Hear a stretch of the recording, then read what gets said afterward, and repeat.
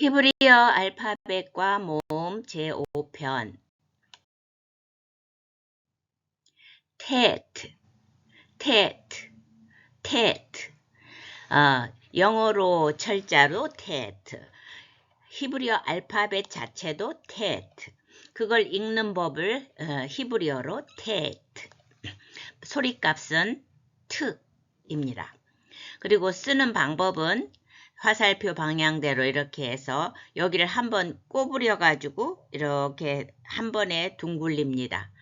이 왼편이 이렇게 그냥 빤듯이 되는 위에 바로 위에도 그렇게 빤듯이 끝나는 것도 있는데 또 어떤 분은 이렇게 구부려 간 다음에 위에를 이렇게 한번 비스듬하게 짧게 이렇게 해주는 분도 있습니다. 두 가지 다 참고하세요. 같은 테트입니다. 테트. 그 숫자로서는 9고 의미로서는 뱀입니다. 뱀을 한 가지 기억해 놓으면 여기에서 파생되는 여러 가지 의미를 해석할 수가 있어요. 성경에서 뱀같이 지혜로워라 이렇게 하니까 좋은 뜻으로서는 지혜, 나쁜 뜻으로서는 아담과 하와를 속였잖아요. 거짓으로 속임 이렇게도 해석할 수가 있습니다. 이걸 글자의 그 알파벳의 의미를 기억하면 우리가 단어를 익히는데 굉장한 도움이 됩니다. 왜냐하면 히브리 알파벳은 상형 문자, 그림화해서 의미를 전달하기 때문입니다. 그 밑에 예로서 보여주는 단어가 get예요. 김멜에다가 세레 점 두 개가 붙어서 게라고 읽죠. 긴 몸, 게트. 예, 오늘 배운 테트가 붙어서 게트인데 김멜은 밑에 참고로 보여주듯이 낙타의 모양을 갖고 온 건데 그 의미로서는 보상, 운반해서 갖다 준다는 거예요. 보상으로. 그러나 또 나쁜 뜻일 때에는 단절이에요. 그러면 기멜이 여기서는 단절, 나쁜 뜻으로 쓰였겠죠. 그 다음에 테트는 여기서는 나쁜 뜻이니까 거짓으로 속여서 찢어지게 하는 거예요. 선악과를 먹었을 때에도 그렇게 내 뼈 중에 뼈요 살 중에 살이로다 하던 아담이 이 여자가 주어서 먹었다 이렇게 하면서 서로 이렇게 등을 돌리잖아요. 그것처럼 이거는 그 유대의 공식적인 이혼 증서를 말하는데 게트 이게 서로 이혼 증서를 받게 되면 어떻게 됩니까? 서로 단절되고 찢어진다. 완전히 남남으로 찢어지는 거잖아요. 그래서 게트 이렇게 하니까 단어가 머리에 확 들어오죠. 그 다음 또 하나 예를 보면 자 테트에다가 파타흐 붙었죠. 그러니까 길게 타 이래 되죠. 타 그 다음에 아직 안 배웠지만 라메드 L 발음에다가 세골 붙어가지고 레에서 탈레는 어린 양입니다. 그럼 우리가 어린 양을 잘 살펴봅시다. 그러면 이거는 이제 테트를 무슨 뜻으로 해석해야 되겠어요? 여기서는 좋은 뜻으로 해야 되죠. 지혜. 특별히 하나님이 주시는 지혜로 라메드는 L자는 가르친다는 뜻이에요. 하나님의 지혜를 가르친 진리죠. 하나님의 지혜라는 건 진리를 가르쳐주는 하나님의 어린 양이시죠. 여기서는 뭐 꼭 어린 양은 아니지만 양이라는 뜻인데 하나님의 어린 양이 하나님의 진리로서 우리를 하나님의 지혜 하나님의 진리로서 우리에게 가르쳐 주시마. 예수 그리스도를 통하지 않고는 하나님께로 갈 수가 없다. 그래서 탈레 양. 요드. 요드는 요드 YOD 옆에 뭐 점 하나 찍 밑으로 한 게 그게 히브리 알파벳입니다. 요드. 그 소리값은 Y로 된 거는 이제 반모음이죠. 이인데 뭐 yes처럼 다른 모음 앞에 y로 붙어서 이렇게 쓰이든지 아주 짧은 이 이렇게 하든지 쓰는 것은 위에서 아래로 살짝 이렇게 구부려 쓰든지 아니면 우리 예시처럼 반듯하게 그냥 짧게 내려 긋든지 이거는 가장 작은 알파벳으로서 1.1획 하는 1점에 해당하는 그 예시가 되겠습니다. 요드는 숫자로 하면 10입니다. 그런데 그 이제 글자 자체의 그 형상은 손이에요. 손은 손가락이 10개잖아요. 그래서 요드, 손, 10 이거는 아주 한 번에 머릿속에 딱 들어옵니다. 그런데 좀 더 구체적으로 하면 손 중에서도 closed hand라는 게 이렇게 주먹진 거예요. 결국은 닫혀진. 그렇기 때문에 여기에서 이제 딱 뭘 잡는다는 것은 내 것 하는 그런 이미지이기 때문에 소유, 행동, 그 잡는 행동 이걸 더 확대시키면 사역, 능력 이렇게 되고 요드가 가장 작은 철자이기 때문에 또 겸손을 나타냅니다. 그 예로서 든 단어가 이제 요드가 포함된 단어로서 요드는 이 발음이 난다고 그랬죠? 이. 그런데 밑에 점 2개가 나란히 있는 거 뭐죠? 세레죠. 에 발음이라고 그랬어요. 에. 근데 이에 이렇게 되는 거죠. 이에. 그래서 영어로 표시한다면 YE가 되는 예. 천천히 하면 이해지만은 결국은 예가 되는 거죠. 예.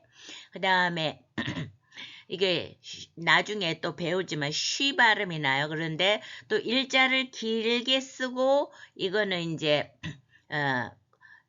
옆에 또 가운데 배 있는 데다가 점 있는 거는 우 발음이 나는 거예요. 그래서 예슈아 이렇게 되는데 아직 철자를 다 안 배워갔고요.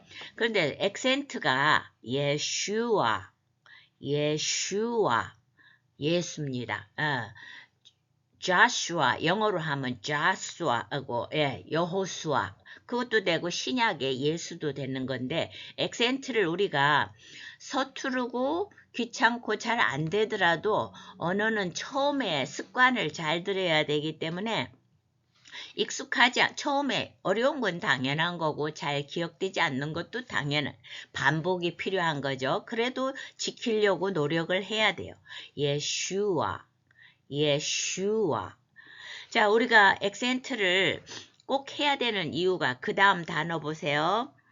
자, 이 요드 밑에다가 이번에는 점이 직선으로 2개 있는 거는 슈바인데 이건 이제 맨 앞에 있을 때 이게 이제 에로 발음 나서 똑같이 예가 됐어요. 예슈아 이렇게 됐을 때는 예슈아 어떻게 결론적으로 발음이 굉장히 비슷하지 않습니까? 그런데 예수할 때는 예슈아 이래야지 예수고 이거는 예슈아 이렇게 하면은 구원이 되는 거예요. 예슈아 예슈아 예수 예슈아 구원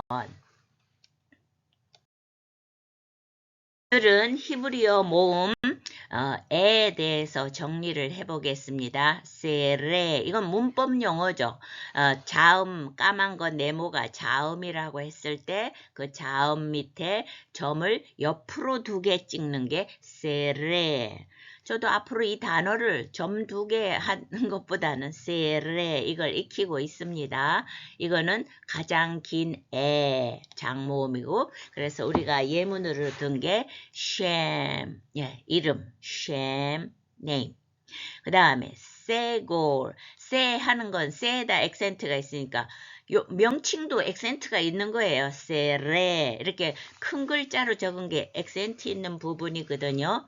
세골 세 하면 벌써 셋이잖아요. 그러니까 점 3개 네 세골 위에 세레보다는 짧아요. 상대적으로 그 예문으로서 쉐메시 선 다음에 이거는 독립적은 아닌데 하타프 파타흐 하는 거를 앞에서 배웠어요. 파타흐가 그냥 자음 밑에 검은색 네모가 자음이죠. 그 밑에 옆으로 줄 끈 게 파타흐 이 모음인데 거기 옆에 점 2개가 붙으면 이건 이제 하나의 공식인데 요 점 2개만 있을 때는 슈바라고 읽지만 이렇게 조합이 됐을 때는 하타 파타흐 이렇게 불러요. 그런데 이거는 이 세로점 2개가 붙으면 하타프가 붙으면 앞에 모음이 더 짧아진다. 그래서 이렇게 소리 난다고 그랬죠. 그 예로서 보여준 게 아나 짧기 때문에 모음 액센트가 오기가 어렵겠죠. 그러니까 어디에 액센트 저기가 붙어요? 뒤에 아나 하는데 뜻은 please or I 나란 말이에요. 자, 아나도 우리가 문자적으로 그 문자를 알파벳을 이용해서 해석해 보면 알렙은 황소예요. 황소 그리고 첫 번째란 뜻이에요. 옛날에는 황소가 농경사회에서 너무너무 귀했잖아요. 가축이 재산의 그 표시가 되던 시절이니까. 그런데 이 알렙은 첫 번째예요. 그 다음에 이 나 할 때 니은 이거 눈인데 이거는 물고기라는 뜻이에요. 그러면 물고기고 다시 또 알렙이 나왔잖아요. 그런데 물고기는 생명을 뜻하고 구원을 뜻해요. 그래 예수님 당시에 기독교인들의 표시가 뭐였어요? 물고기잖아요. 우리가 앞으로도 첫째 앞으로 봐도 첫 번째 되는 거는 생명이고 구원이고 뒤에서 봐도 우리가 중요한 거 말할 때 첫째도 둘째도 셋째도 다 뭐 이렇게 뭐가 중요하다 이렇게 말하는데 앞으로 봐도 생명이 중요하고 뒤에서 봐도 생명과 구원이 중요한데 그게 누구부터 이루어져야 돼요? 나부터 이루어져야 되잖아요. 그래서 나 하면은 please라는 뜻도 있지만 나라는 뜻이 됩니다. 이렇게 해서 단어를 이제 참 의미를 새기면서 배우면 되는데 지금은 모음 시간인데 하타프 세골은 세 해서 점이 3개 있는 건데 거기에 하타프 점 2개가 직선으로 붙은 거 이렇게 조합된 거를 하타프 세골인데 이 모음 발음이 더 짧아진 거 이렇게 아도 이렇게 하듯이 여기에 대한 적합한 예를 찾기가 힘들어서 그냥 이렇게 공식이 이루어진다는 것을 기억하시면 좋겠습니다.